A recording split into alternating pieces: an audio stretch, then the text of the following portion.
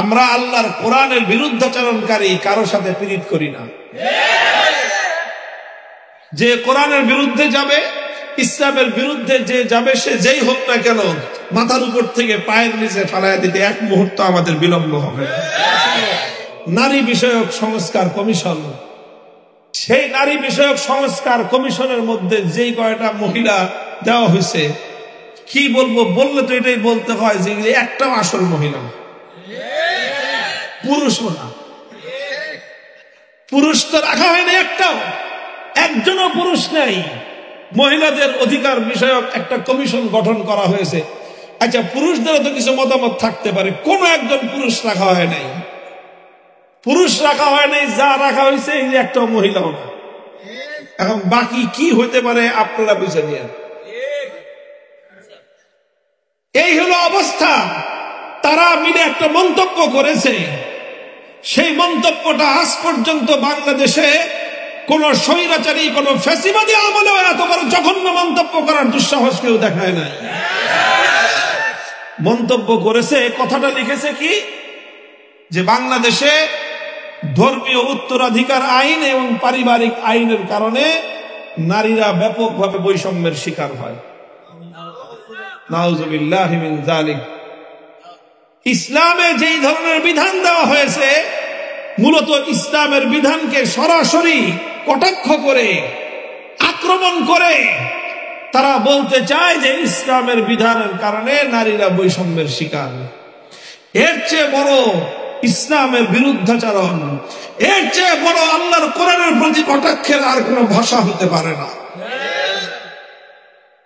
মুহতারাম হাজিরিন, এরপরে সেই কমিশনের রিপোর্ট নিয়ে প্রধান উপদেষ্টার কার্যালয় থেকে সেটাকে পাবলিশ করা হয়েছে, প্রচার করা হয়েছে। আনন্দ চিত্তে প্রচার করে তারা বলেছেন যে যত দ্রুত সম্ভব এই কমিশনের প্রস্তাবনাগুলো কার্যকর করবে, বাস্তবায়ন করবে। আমরা পরিষ্কার বলি যে আমরা এই সরকারকে সমর্থন জানিয়ে এসেছি, নানাভাবে সহযোগিতা করে আসছি। যদি মনে করে থাকেন যে এই সহযোগিতা বিনা শর্তে, ভুল করবেন।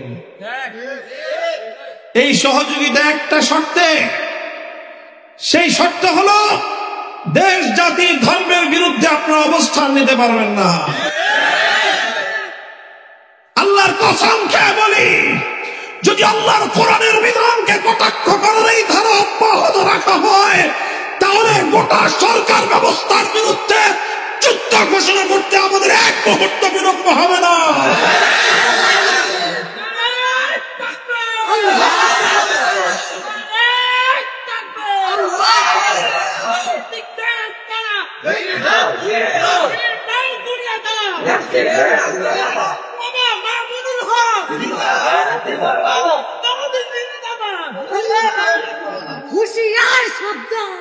মুহতারাম হাজিরিন, ইসলাম যেই বিধান দিয়েছে, আলহামদুলিল্লাহ, সেই বিধানের মাধ্যমে হাজার হাজার বছর পর্যন্ত সমাজের মধ্যে যে শৃঙ্খলা, যে সাম্য, যে শান্তি, যে ভারসাম্য তৈরি হয়ে আছে, পশ্চিমা সমাজ ব্যবস্থা থেকে আমাদের এই সমাজ ব্যবস্থাকে, পশ্চিমা অসভ্য কালচারকে আমদানি করে, পশ্চিমার বেরেল্লাপনা কালচার আমদানি করে, পশ্চিমাদের পরিবারবিহীন সমাজ ব্যবস্থাকে আমাদের দেশে আমদানি করে আমাদের পারিবারিক ব্যবস্থাকে ভেঙে চূর্ণ বিচূর্ণ করে দেওয়ার পায়তারা চলছে। আমাদের সমাজ ব্যবস্থা, ইসলাম যে সমাজ দিয়েছে, সেই সমাজে একজন নারী, একজন মহিলা, তার জীবনের 3টা স্তর। সে যতদিন পর্যন্ত বিবাহ না হবে, এটা হলো তার শৈশব এবং কৈশোরের কাল, বিবাহর আগ পর্যন্ত। এই সময়টা একজন নারীর সমস্ত ভরণ পোষণের দায়িত্ব হলো তার বাবা। একজন পুরুষের কিন্তু দায়িত্ব তার বাবার উপরে না। বাবা যে খাওয়ায়, এটা মাগনা, এমনি দয়া করে খাওয়ায়। ছেলে যখন সাবালক হয়ে যায়, বাপ যদি কয় যে তুই বাজারে গিয়ে চাকরি করে খা, বলার কিছু নাই, বাবা বলতে পারে, অধিকার আছে। খাওয়ায় যে এটা ফাও খাওয়ায়, বাপ দয়া করে খাওয়ায়। কিন্তু মেয়েদেরকে বাপ চাইলেই বলতে পারবে না যে তুমি কামাই করে খাও। একটা মেয়ে বিবাহে না করা পর্যন্ত, যতক্ষণ পর্যন্ত সে স্বাবলম্বী না হচ্ছে, ভিন্ন বিকল্প ব্যবস্থা না হচ্ছে, ততদিন পর্যন্ত এই মেয়েটার ভরণ পোষণের দায়িত্ব তার বাবার উপর। এরপরে যখন বিয়ে হয়ে গেল, কবুল বলার সাথে সাথে, বিয়ে তো হয় দুইজনের, নারী আর পুরুষের, সুবিধাও দুইজনের, সব ধরনের ফ্যাসিলিটি দুইজনের, কিন্তু খরচ সব পুরুষের। 100% খরচ কার? পুরুষের। বিবাহের সাথে সংশ্লিষ্ট যত রকম খরচ সব ইসলাম কার দায়িত্বে দিয়েছে? পুরুষের দায়িত্বে দিয়েছে। ইসলাম বলেছে পুরুষরা দেনমোহর দিবে, মেয়েরা দেনমোহর পাবে। ইসলাম বলেছে বিবাহের সময় ওলিমা পুরুষের দায়িত্ব, বিবাহের আপ্যায়ন করা পুরুষের দায়িত্ব, মেয়ে পক্ষের আপ্যায়ন করার কোনো দায়িত্ব নাই। 3 নম্বর হলো বিয়ের পর থেকে যে থাকার ব্যবস্থা করা, ঘর দিবে স্বামী তার স্ত্রীর জন্য, এমন একটা ঘর দিবে যেই ঘরে স্ত্রী তার সমস্ত নিজস্ব স্বাধীনভাবে বসবাস করবে। স্বামীকে তার স্ত্রীর জন্য কাপড়ের ব্যবস্থা করতে হবে, খাবারের ব্যবস্থা করতে হবে, চিকিৎসার ব্যবস্থা করতে হবে। যত বিল সব পুরুষ দিবে, চাই সেই পুরুষ বড় লোক হোক, গরিব লোক হোক, সে দিনমজুর হোক, রিক্সা চালক হোক, তার স্ত্রীর ভরণ পোষণের দায়িত্ব স্বামীর। স্ত্রী যদি কোটিপতিও হয়, স্বামী যদি দিনমজুরও হয়, তবুও স্বামীর কাছ থেকে স্ত্রী ভরণ পোষণ হবে। তাহলে মহারণা দিল পুরুষ, আপ্যায়ন করলো পুরুষ, ভরণ পোষণ নিল পুরুষ, সব খরচ করলো পুরুষ। তাহলে বিবাহের পর থেকে নারীর সম্পূর্ণ দায় দায়িত্ব পুরুষের উপর। আল্লাহ না করুন যদি স্বামী স্ত্রীর আগে মারা যায়, বার্ধক্যের সময়ে এই নারীর সমস্ত দায় দায়িত্ব তার ছেলে সন্তানের উপর। যতদিন পর্যন্ত ছেলে আছে, তার মায়ের ভরণ পোষণের দায়িত্ব এই ছেলের উপর। তাহলে একজন নারীর জীবন 3 পুরুষের কাঁধের উপর দিয়ে কেটে যায়। ছোটবেলায় বাবার হোটেল, যৌবনকালে স্বামীর হোটেল, বার্ধক্যের সময়ে ছেলের হোটেল, 3 পুরুষের কাঁধের উপর দিয়ে ফাও ফাও খেয়ে যাবে। শাহজাদির অবস্থায় জীবন যাপন করবে। বাপের কাছ থেকে, মায়ের কাছ থেকে, ভাইয়ের কাছ থেকে মিরাসের যা সম্পত্তি পাইছে সব সম্পত্তি নিজের খুশি মতো নিজের মতো ব্যবহার করবে। নারীর সম্পদে তার স্বামীর 1 চুল পরিমাণ কোনো অধিকার নাই।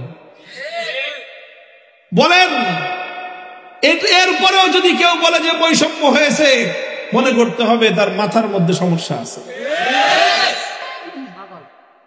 মাথার মধ্যে ঘিলু নাই, ঘিলুর পরিবর্তে গোবর আছে।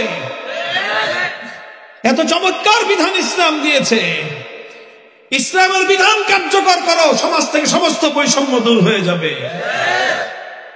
মুহতারাম হাজিরিন, এই কথা বলে বাংলাদেশের ধর্মপ্রাণ মুসলমানদের, আলেম ওলামাদের কলিজার মধ্যে আগুন ধরায় গেছে। আমরা মনে করতেছিলাম, সাহস যোগাইতেছিলাম, উৎসাহিত করতেছিলাম যে চালান আমরা আসি। যারা বিরোধিতা করে আমরা সকলকে মোকাবেলা করে অন্তর্বর্তীকালীন সরকারকে আমরা সব ধরনের সহযোগিতা করবার আশ্বাস দিয়ে আসতেছিলাম। এই দেশে আলেম সমাজই সবচেয়ে বেশি তাদের পাশে দাঁড়িয়েছে, সব ক্ষেত্রে তাদেরকে সহযোগিতা দিয়েছে, তাদেরকে আশ্বাস দিয়েছে, সাহস জুগিয়েছে। বড় বড় রাজনৈতিক দলগুলো তাদের বিরুদ্ধে মাঠে নামতেছে, আলেম সমাজ তাদের পক্ষে থাকতেছে।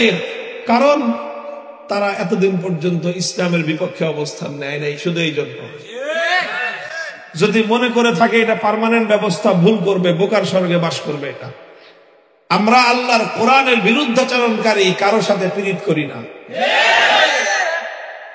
যে কোরআনের বিরুদ্ধে যাবে, ইসলামের বিরুদ্ধে যে যাবে, সে যেই হোক না কেন, মাথার উপর থেকে পায়ের নিচে ফালাইয়া দিতে 1 মুহূর্ত আমাদের বিলম্ব হবে না।